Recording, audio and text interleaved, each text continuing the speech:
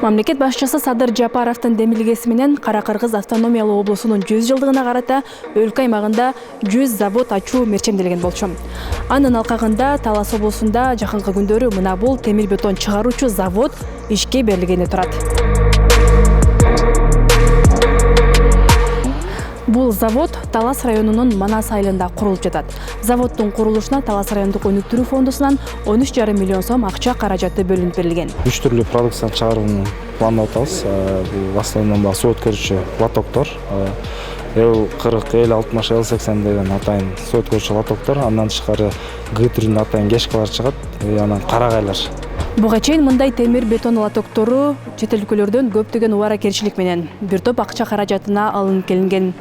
Эми мындай заводдун ишке кириши менен ирригация тармагын жакшыртууга бир топ шарт түзүлмөкчү. Элдин керектөөсүн камсыздаган алдыңкы үлгүдөгү заманбап имарат курулду. Эң ириде бул завод жергиликтүү бюджеттин капчыгын толтурары талашсыз.